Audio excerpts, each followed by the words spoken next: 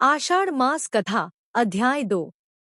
आषाढ़ मास की कथा का दूसरे अध्याय में गौतम ऋषि भगवान शिव की जटा से प्रकट हुई गंगा को ब्रह्मगिरि पर्वत पर ले जाते हैं।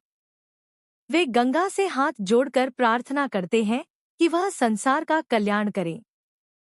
गंगा अपने आप को 3 रूपों में विभक्त कर देती है, स्वर्ग लोक में 4 रूपों में, मृत्यु लोक में 7 धाराओं में और रसातल में भी। आषाढ़ मास की कथा का दूसरा अध्याय यह भी बताता है कि कैसे गौतम ऋषि ने गंगा को तीनों लोकों में प्रवाहित होने के लिए कहा था। ऐसा इसलिए किया गया था ताकि तीनों लोकों को गंगा के पवित्र जल का लाभ मिल सके। गंगा ने गौतम ऋषि की प्रार्थना को स्वीकार कर लिया और अपने आप को 3 रूपों में विभक्त कर दिया। यह अध्याय इस बात पर भी प्रकाश डालता है कि गंगा के जल को तीनों लोकों में प्रवाहित करने के पीछे भगवान शिव का उद्देश्य क्या था। भगवान शिव का उद्देश्य तीनों लोकों को गंगा के पवित्र जल का लाभ देना था, ताकि वे पापों से मुक्त हो सकें और मोक्ष प्राप्त कर सकें। इस अध्याय से हमें यह भी पता चलता है कि भगवान शिव और गंगा के बीच गहरा संबंध है। भगवान शिव की जटा से गंगा का जन्म होता है और गंगा भी भगवान शिव के प्रति समर्पित है। अध्याय 2 राजा सौभरी की कथा। पुराणों में वर्णित है कि आषाढ़ मास में गंगा स्नान, व्रत और भगवान विष्णु की पूजा से समस्त पाप नष्ट हो जाते हैं और भक्त को परम गति प्राप्त होती है। इस मास में एक अत्यंत रोचक कथा आती है, राजा सौभरी की कथा, जो एक महान ऋषि थे और जिनका जीवन एक अद्भुत मोड़ पर बदल गया। कथा का प्रारंभ। बहुत समय पहले सौभरी ऋषि, जो परम तपस्वी और ब्रह्मचारी थे, यमुना तट पर एक वन में रहते थे। वे जल के भीतर जाकर तपस्या करते और भगवान नारायण की भक्ति में लीन रहते। उनका जीवन पूर्ण संयमित और तपस्वियों जैसा था। एक दिन जब वे जल के भीतर ध्यानस्थ थे, उन्होंने देखा कि 2 मछलियां एक दूसरे से प्रेम कर रही थीं। एक सुंदर दृश्य। यह दृश्य उनकी एकाग्रता को विचलित कर गया। उनके मन में पहली बार गृहस्थ जीवन की इच्छा जाग उठी। गृहस्थ जीवन की ओर। उस क्षण के बाद सौभरी ऋषि का मन तपस्या से हट गया। वे मांडाता नामक राजा के पास गए और उनकी 50 कन्याओं से विवाह कर लिया। उन्होंने योगबल से अपने शरीर को युवा और सुंदर बना लिया था। राजा मांडाता चकित रह गए, पर जब ऋषि ने कहा कि वे उनकी कन्याओं को सुखी रखेंगे, तो विवाह हो गया। सौभरी ऋषि ने सभी पत्नियों को समान प्रेम और सुख दिया। उन्होंने भोग में लिप्त होकर कई वर्षों तक भौतिक जीवन बिताया। जागरण और वैराग्य। एक दिन उन्हें बोध हुआ कि यह सब सुख क्षणिक और माया है। उन्होंने देखा कि वे अपने तप और साधना से कितना दूर चले गए हैं। उन्हें पश्चाताप हुआ। वे पुनः वनों को लौटे और घोर तपस्या की।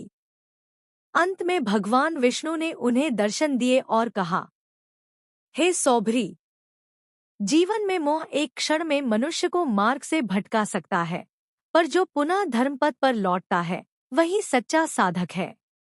कथा का संदेश। यह कथा बताती है कि तपस्वी भी माया के जाल में फंस सकते हैं। आषाढ़ मास में संयम, व्रत और भगवान की भक्ति से पुनः आत्मशुद्धि संभव है। विष्णु भक्ति से ही मोक्ष संभव है, चाहे कोई कितना भी भटक जाए। आषाढ़ मास में इस कथा का महत्व। आषाढ़ मास के दौरान यह कथा हमें यह सिखाती है कि आत्मसंयम और भक्ति के बिना कोई भी साधना स्थायी नहीं होती। यह महीना तप, जप, व्रत और विष्णु नामस्मरण का विशेष काल है। अध्याय 2 ध्रुव महाराज की भक्ति कथा। आषाढ़ मास के पुण्य प्रभाव से संबंधित। आषाढ़ मास को भगवान विष्णु का प्रिय महीना माना गया है। इस मास में की गई भक्ति, व्रत और तप का फल अत्यंत शुभ होता है। इसी मास में बालक ध्रुव की भक्ति कथा विशेष रूप से कही जाती है, क्योंकि यह एक बाल भक्त के अद्भुत संकल्प, ध्यान और भगवान के प्रति अटूट प्रेम की कथा है। कथा का आरंभ, ध्रुव का अपमान। बहुत समय पहले राजा उत्तानपाद की दो रानियां थीं, सुरुचि और सुनीति। सुनीति की संतान थे ध्रुव और सुरुचि के पुत्र थे उत्तम। राजा सुरुचि से अधिक प्रेम करता था, इसलिए ध्रुव उपेक्षित रहते।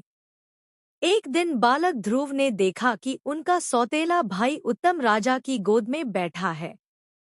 ध्रुव भी प्रेमवश राजा की गोद में बैठने गए, परंतु रानी सुरुचि ने उन्हें अपमानित करते हुए कहा, यदि तुम्हें राज सिंहासन पर बैठना है तो पहले भगवान नारायण को प्रसन्न करो और मेरे गर्भ से जन्म लो। यह अपमान बालक ध्रुव के मन में गहराई तक उतर गया। ध्रुव का संकल्प और तप। ध्रुव रोते हुए अपनी माता सुनीति के पास गए। माता ने उन्हें भगवान विष्णु की भक्ति करने की प्रेरणा दी। मात्र 5 वर्ष का वह बालक अकेला वन में चला गया। वह आषाढ़ मास में मधुबन जाकर कठोर तप करने लगा। ध्रुव ने व्रत, उपवास और एकाग्र चित्त से ध्यान किया।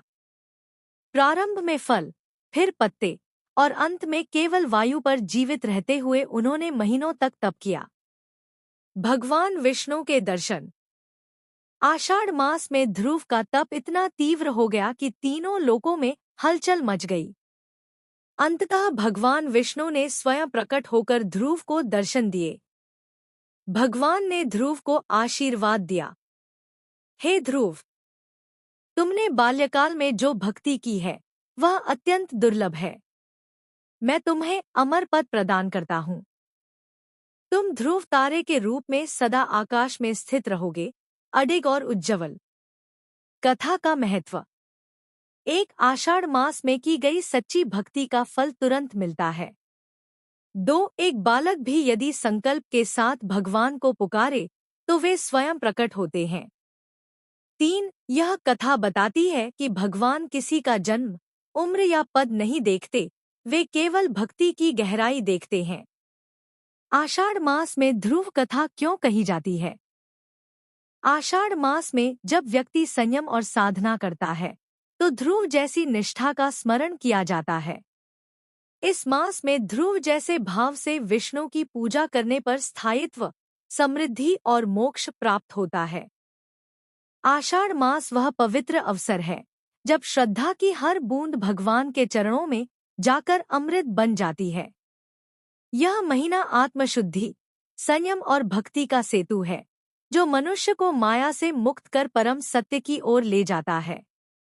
तो आइए इस पुण्य मास में प्रभु का स्मरण करें, सच्चे हृदय से भक्ति करें। यदि यह कथा आपके मन को छू गई हो तो इसे लाइक करें और दूसरों तक इस भक्ति संदेश को पहुंचाने के लिए शेयर करें। और ऐसी ही दिव्य कथाओं के लिए हमारे भक्ति सागर चैनल को सब्सक्राइब जरूर करें, क्योंकि जब मन शांत होता है तभी आत्मा भगवान से संवाद करती है। जय श्री कृष्ण।